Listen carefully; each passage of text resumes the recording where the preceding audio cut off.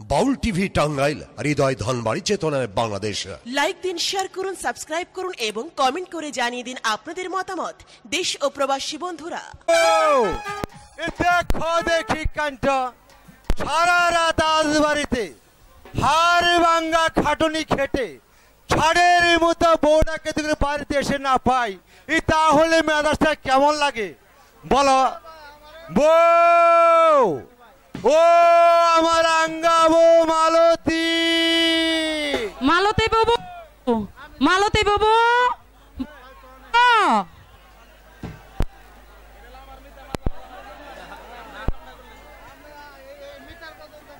Hello,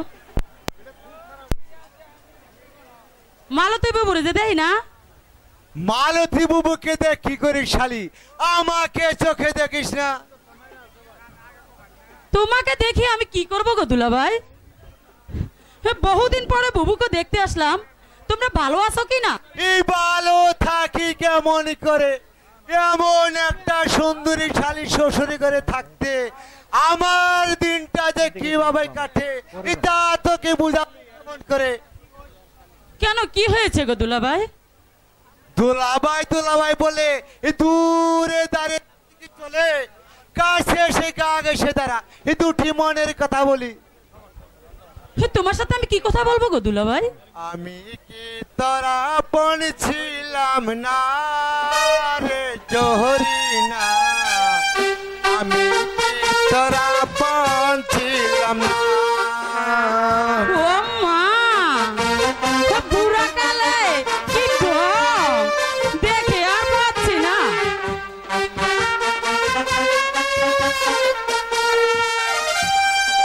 ছোটা বালার গাছতলাতে পুতুল খেলার চলনাতে আমকো রাত গেতাম দুজনা রে জহরি না, আমি কি তোরা আপন ছিলাম না।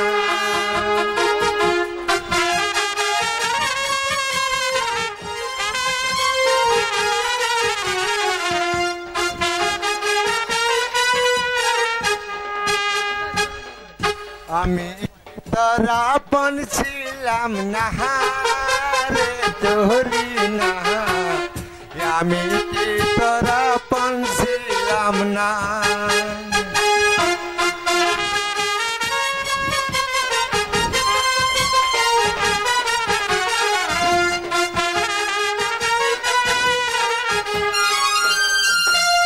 ছোটা বালার গাছতলাতে পুতুল খেলার চলনাতে আমকো রাত গেতাম দুজনা রে জহরি না, আমি কি তোরা আপন ছিলাম না।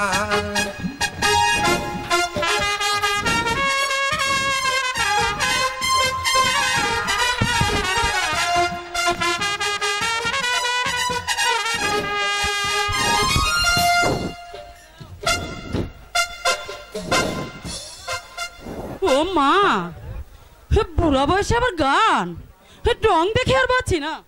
ইটাঙ্গের দেখছিস কি জরি না, আমাকে বুড়ো মনে হলে কি হবে? আমি জোয়ানের দাদা, আমার সাথে প্রেম করে দেখ, এই খুব মজা পাবি। ছি ছি ছি ছি দুলা ভাই, এ দুলা ভাই, আমি না তোমার আদরের শালি? এই শালি মানে তো আদা গরুয়ালি, তাই বলছি দূরে দাঁড়িয়ে না থেকে কাজ আর করিস না টালি বালি। দুলা ভাই, এসব করলে কিন্তু আমি বুকে বলে দেব। তোর মতো এমনি কে আমাকে যাটা পিটা করে, আজ না হয় দুটো বাড়ি বেশি দিবে, এটা দেখি বলি ধরি না। এই বহুদিন পর তুই যখন এলি, তাহলে তেলের সাথে সাবানটা একটু ফ্রিতে নেই না, কি বলি চরি না।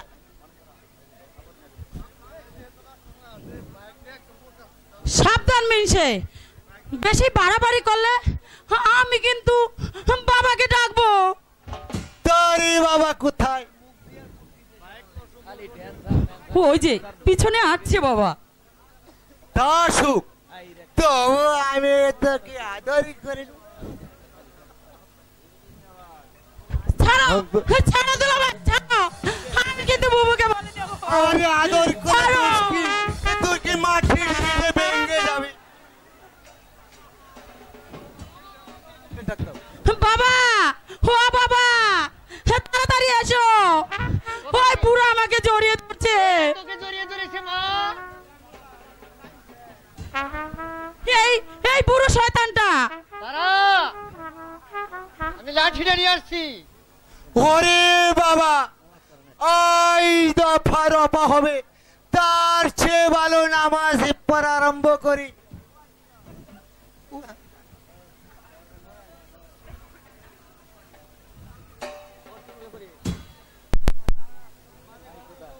সারা জীবন নামাজ আজকেই পড়বো।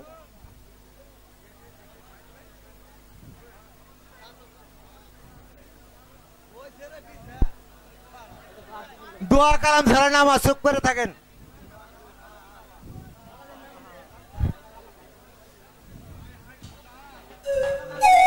হায় হায় খোদা, আগে জানলে আমার লুচ্চা বোনের বাড়ি আমি বেড়াইতে আসতাম না।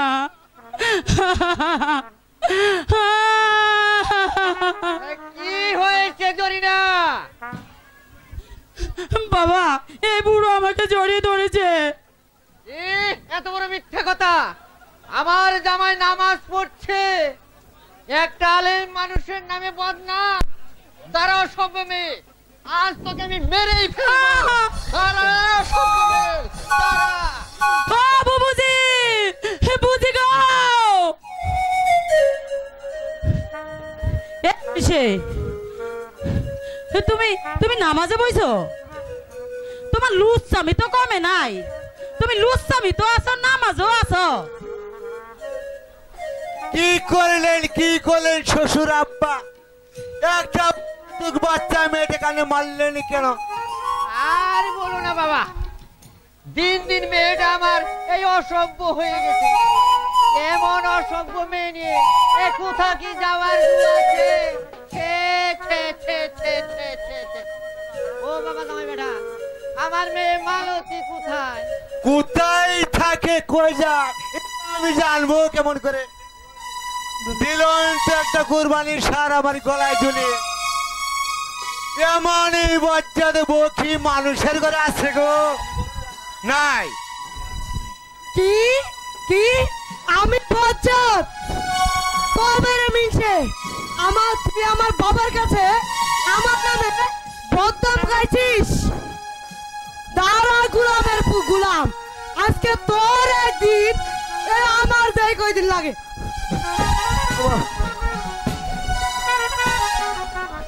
ও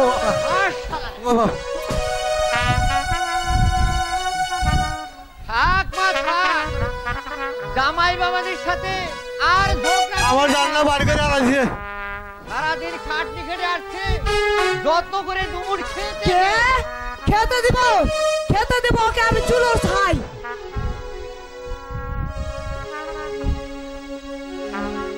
তুমি কি মনে করছো তোমার বদমাশি আর লুচ্চামি আমি কিছু বুঝি না?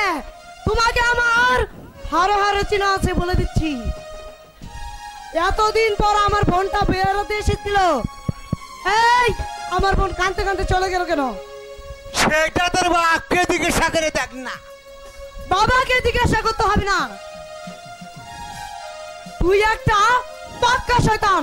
তোকে এই রাজবাড়িতে আর যেতে হবে না। শয়তান শাহজাদের সাথে মিশে তুই একেবারে একটা পাক্কা জানোয়ার হয়ে গেছিস।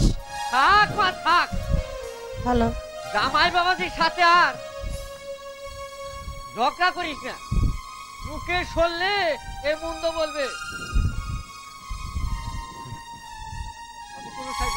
তুমি ঘরে যাও বাবা, আমি এই শয়তানটাকে শাসিয়ে তারপর আসছি। আর সাহস টাকার দরকার নেই মা, মুখে শুনলে মন্দ বলবে। আয় মা, আমি ঘরে যাচ্ছি, তুই জামাই বাবাজিকে নিয়ে এ ঘরে আয়। শালা জামার বাচ্চা জামাই, ছোড়ের বাচ্চা শ্বশুর। হ্যাঁ? এই মিছে যা, এই মুহূর্তে বাজার যাবি, আমার জন্য বাজার করে আনবি। অনেকদিন পর আমার বাবা এই বাড়িতে বেড়াতে এসেছে। বাজার থেকে দুটো টুকটুকে লাল মুরগ আর বড় থেকে একখানা ইলিশ মাছ কিনে নিয়ে জলদি করে বাড়িতে আসবি, কথাটা যেন মনে থাকে। পড়েছি জমের হাতে, খানা খেতে হবে একসাথে। এমন দরজাল বকি মানুষের ঘরে থাকে। বাঁচাও খুদা, আমার এই দরজাল বরে হাত থেকে বাঁচাও। সুন্দরী গো দোহাই।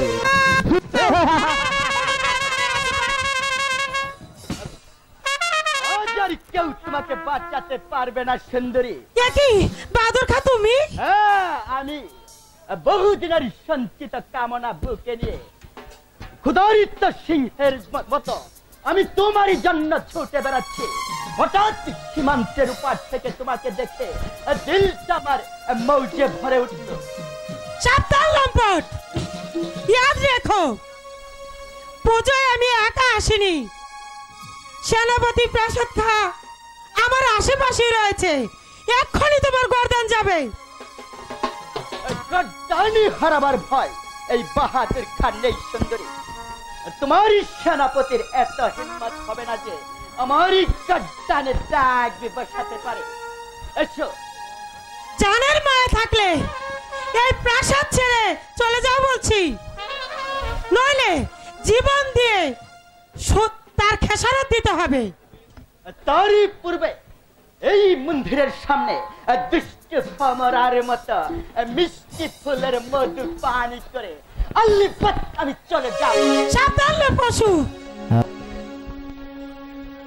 মন্দিরের পূজারিনী আমি। আমার দিকে কামনার হাত বাড়ালে ভগবানের অভিশাপে জলে পুরো ছাই হয়ে যাবে। ছাই হয়ে যাবে। বহু পূর্বে তোমার রূপের আগুনে আমি পুরো ছাই হয়ে গেছি সুন্দরী। নতুন করে পূর্বার ভয় আমার নেই। এসো, কাছে এসো। না না,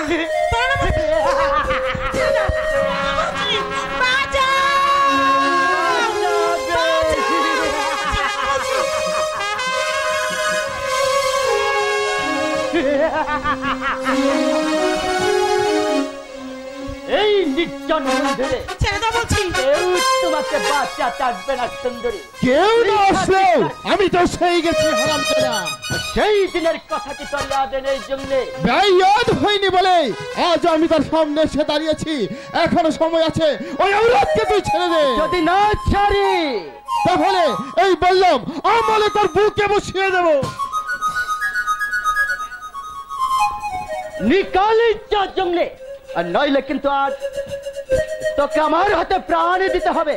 সতীর ইজ্জত বাঁচাতে যদি প্রাণ চলে যায়, মৃত্যুকে আমি হাসি মুখে বরণ করে নেব। পরদেশি হয়ে আমার মুল্লুকে এসে আমার মা বোনের ইজ্জতের উপর হাত বাড়িয়ে যে কসুর তুই করেছিস, তোর ওই বুকে তাজা রক্ত দিয়ে এই মন্দিরের সামনে তার প্রাণ দিতে হবে।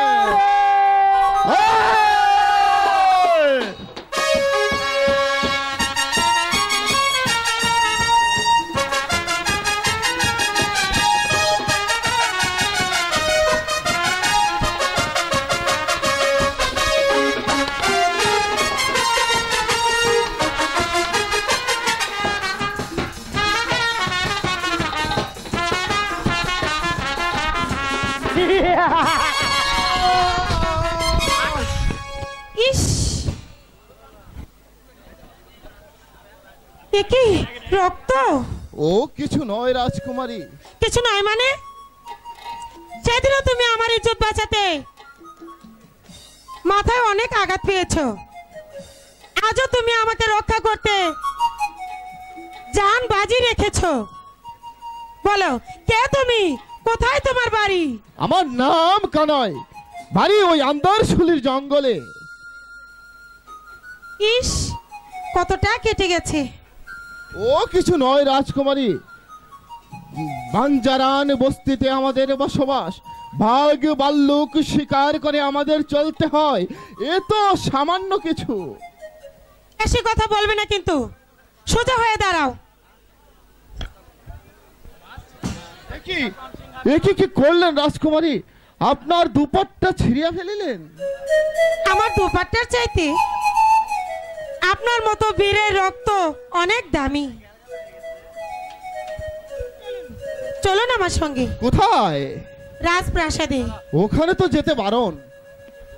সব আদেশ অঙ্ক কষার দায়িত্ব আমার, তুমি শুধু আমাকে প্রাসাদে নিয়ে চলো। রাজকুমারী,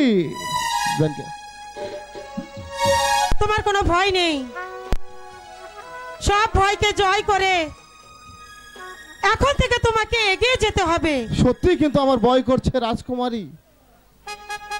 নির্ভয়ে তুমি এগিয়ে যাও, আমি আছি তোমার সঙ্গে। সত্যি বলছো? সত্যি। চলো।